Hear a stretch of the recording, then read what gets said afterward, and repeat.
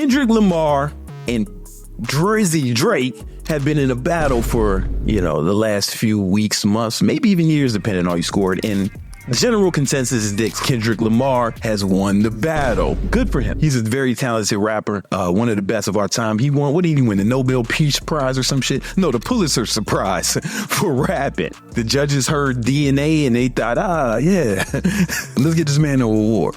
And that's dope. I'm happy for that brother, and I'm happy he won. But I was thinking, how the fuck did Drake lose? I was rooting for you, motherfucker. How dare you lose? And it was right after my favorite rapper, or maybe of all time, J. Cole, he quit the battle. First he quit, then Drake, at least Drake went for it, but then he lost. Both them brothers that set light-skinned brothers back about, 50 years. We were just starting to get some respect. He made us look soft again. The only way we're going to come back from this is if Ice-T comes out with New Jack City 2 or some shit like that. Maybe if T.I. gets caught with a bunch of guns again, we'll get some respect around here. But I've decided I wanted to break down one of the many reasons why I thought Drake lost. It's very important. I was thinking, how did he lose? He's definitely skillful. He's definitely, a hit maker. He knows how to make songs. How did he lose to Kendrick Lamar? This is going to do all those silly, wacky voices. I didn't expect Kendrick to come so hard and to really, really spit. And he definitely, some of the best rapping I've heard from Kendrick Lamar this whole time. But one of the many reasons why Drake lost. So here's the thing. People wanted Drake to lose before this even started. I think people had already picked the winner. The majority of people had picked K-Dot to win this battle before it even started. I get that. He's an amazing rapper. He's dope. I had the Section 80 mixtapes. I had all the albums, right? He's definitely dope. But it seemed like people had picked him to win way before this even started. Before I tell you what law I think Drake broke in order to lose this battle, I feel like I should give you guys a little bit of background on me so you know why I'm qualified to speak all things rap battle. I used to be signed to Sony Records as a rapper. I know I look like a male model / bodybuilder, but back in the day, I was a rapper signed to Sony Records, and I got dropped when they merged with BMG. That's fine. But one of the ways I got my deal, when I was in college, I used to do open mics all over the city and all up and down the East Coast, open mics in rap battles. Rap battles are different than the way people do it now. Like when I see rap battles now, like the stuff on the Caffeine Network or the battles, with like Loaded Lux and all those other guys, they're rapping with no beats. And they don't have to be on beat. They don't have to have rhythm. When we used to battle in the early 2000s, it was a lot like 8 Mile. You know what I'm saying? Like they would put on a beat. You didn't even know which beat it was going to be. And you had to freestyle rap in front of a motherfucker talking shit about him, and it would go back and forth. And we used to do that all up and down the East Coast, me and my boys. We used to do that, and then I would also do open mics. I opened up for LL Cool J, Ludacris, T.I., Kanye West before his first album came out, Fabulous, everyone else who was hot between 2000 and 2004. But the rap battles is when I really felt like I built my skills, and it's harder to freestyle rap battle over a beat than what they're doing now. What they're doing now is dope though. It's probably like more entertainment because they get to actually put their rhymes together. We had to actually freestyle over a beat, and we didn't know what beat it was going to be. I say all to say I know a lot about rap battles. I've been in a ton of them. The problem with this one was it wasn't about who had the most skill. It was all about who can say the worst thing about the other one, who can ruin their opponent's reputation the most, who can levy the most scathing accusations against their opponent. But it helped that public opinion was kind of starting to sour on Drake even before this happened. I believe it's because Drake violated law number 16 of the 48 Laws of Power. It's the 48 Laws of Power. These are not the 48 suggestions. These are not the 48 good ideas. These are not the 48 things you should consider. These are the 48 laws, meaning if you break the laws, you will be punished. And Drake broke. Before this battle started, Drake broke Law 16. And Law 16 is use absence to increase respect and honor. Too much circulation makes the price go down. The more you are seen and heard from, the more common you appear. If you are already established in a group, temporarily withdraw from it and it will make you talked about and admired more. You must learn when to leave. Create value through scarcity. Now, Instead of doing that, here's what Drake did. So we're not going to count this instrumental album, but here's his albums. Boom. November 2023. For All the Dogs, Scary Hours edition. The year before that, honestly, Nevermind. The album with him and 21 Savage was after this. So in between 21 Savage, boom. Then he had, Certified Lover Boy was before that. It's like every year, sometimes fucking twice a year. Like, look at this, Scary Hours 2, Certified Lover Boy. Like, sometimes twice a year, he would drop an album. And he's been doing this consistently, 1 or 2 projects per year for over 10 years. He never really gave it a time to rest. He never gave people time to miss him. For him, all these albums went like number 1. He like broke a bunch of records. But something happens when you're on top for too long. Pause. You guys don't remember this. When Tom Brady was actually winning a bunch of Super Bowls, people kind of started to hate the Patriots. Like right now, everybody loves Tom Brady. He's the GOAT. He's getting honored everywhere he goes. But when he was playing, motherfuckers hated the Patriots. Motherfuckers would always root for the other team when they were in the Super Bowl. My New York Giants beat them motherfuckers twice. You know what I'm saying? So you're welcome, world. They started to build a lot of hate. That's what happens when you're a champion. Also, everybody loves Kobe Bryant now. We talk about the Mamba mindset, and he gets a lot of praise for the accolades and the things he accomplished when he was a player. But when the Lakers were winning all those championships, come on, man. Motherfuckers hated the Lakers. Y'all don't remember. Some of y'all are too young to remember this. Motherfuckers hated the Lakers. And we see a lot of that now with the Kansas City Chiefs. They've definitely been dominant over the last few years, either winning Super Bowls or going to the Super Bowl. And what you see now is people rooting against the Chiefs. Like, people actively want the Chiefs to lose. And every time they win, they say it's the refs, it's the ref. We see that all the time.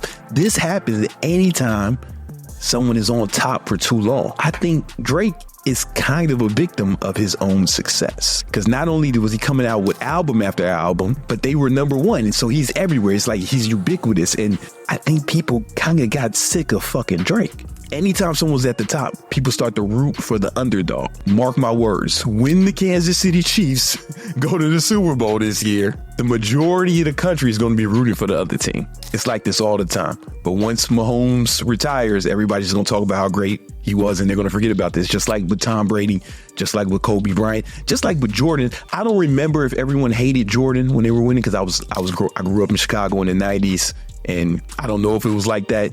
You guys can tell me in the comments if you're old like me and lived in a city that wasn't Chicago. But if we look into this law even more, Robert Greene goes on to say, but there always comes a moment when those in power overstay their welcome. We've grown tired of them, lost respect for them. We see them as no different from the rest of mankind, which is to say that we see them as rather worse, since we inevitably compare their current status in our eyes to their former one. You see this all the time. Man, I miss the old Kanye. Oh, I liked Drake before, right? Even Drake fans, I know they say, oh man, I liked him on Comeback Season or Room for Improvement. I don't like him now. You see this all the time. I think he's been a victim of his own success. So people were eager to see somebody crush him, eager to see somebody beat him. And here's what I think Drake should have did if he wanted to win. If I was in the OVO war room coming up with a strategy, here's what I would have suggested. I'd have been like, hey, let's not make this you versus Kenny, because Kenny is statistically the underdog in this competition. Even though people look at him as a top tier MC, a lot of people consider him one of the best MCs ever. Even though he's got the skill level, he's still looked at as the underdog because you are one of the highest selling artists of all time. You can't make it just you versus him. You got the opportunity now that everybody's talking shit about you. You got to make it you versus everyone. So if you're going to come out with a song about Kenny, come out with a song all about Rick Ross. Come out with a song about The Weeknd. Come out with a song about Kanye West. Come out with a song about Metro Boomin. Come out with a song about Future. Come out with a song about A$AP Rocky. Come out with a song about Nav and all the other motherfuckers talking shit about you. You need to use that to your advantage. So now you look like the underdog, Drake. You got to fight all these different people. Everyone's expecting you to lose. Now you're going to look like the underdog. So even if they out rap you, you're still going to get a pass. You can't lose in this situation, but go at all of them hard and keep pause and keep making records about all of them, not just him. Don't make it be you versus Kendrick Lamar. You can't win that. You're going to have to win by 50 to win by 1 against Kendrick Lamar. He's a fan favorite. He got a Pulitzer Prize. People love him, and everybody's starting to get fucking sick of you. And I think that would have been an effective strategy. I think he would have became the victor in that situation, or at least not have looked like the loser. I really believe that would have been an effective strategy. But alas, I am not on the OVO boardroom. You know, Kendrick Lamar is a dope rapper. One of the best ever. You know, his music is like caviar. Like, it's definitely high quality. You definitely have to have a certain understanding of culinary cuisine in order to enjoy it. But here's the thing about caviar. I know a lot of rich people, and I go to some of the best restaurants in the nation, if not the world.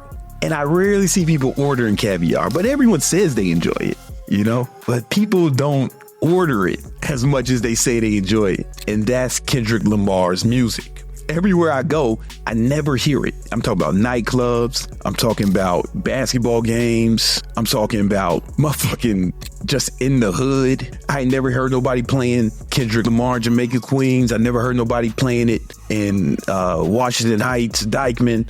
I ain't never heard nobody playing that shit south side of Chicago. I've never heard nobody playing it in LA unless an album just came out, even on the radio. But everyone claims to love it. It's just like caviar. I'm not saying it's not high quality. People like it, but they don't order it like that. Where Drake's music is like the way he's positioned himself. It's a lot like a chain restaurant, a good chain restaurant, like Capitol Grill or something. There's one in every city, at least one, maybe two, and everything's the same everywhere you go. You're not going to get props for saying Capitol Grill is your favorite restaurant. You're not going to get any credit from the foodies saying that that's your favorite restaurant. But if you tell them you like, oh man, I love the beluga caviar, you know, then you're going to get props from the food snobs.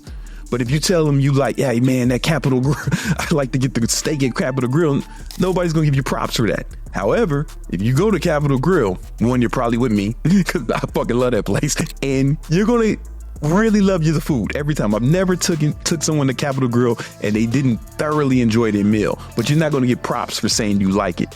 In fact, if you say that's your favorite restaurant, foodies might look at you like, oh, you don't know nothing about food. If somebody says Drake's their favorite rapper, the fucking rap fans are going to say, you don't know nothing about hip hop, which is one of the dorkiest things a man could say. The top 10 dorkiest things a man could say is, you don't know nothing about blah, blah, blah, because they say that in a way to diminish the other person, and while simultaneously attempting to display their superior knowledge of the subject. Watch guys do that on my video. This guy doesn't know nothing about watches. Fucking loser. This guy doesn't know nothing about fitness. Fucking loser. Can you imagine if I walked into the gym? I'm Gymnasium Jesus, and I saw somebody lifting weights wrong, and I said, this guy doesn't know nothing about lifting weights. Dork. I'd be an asshole. I've heard that a lot during this Kendrick Lamar battle. Listen, you could like Drake. You don't have to talk shit about Kendrick in order to like Drake. You can like Kendrick Lamar. You don't have to talk shit about the boy to do that. You know, it's all good. Yeah. So Drake has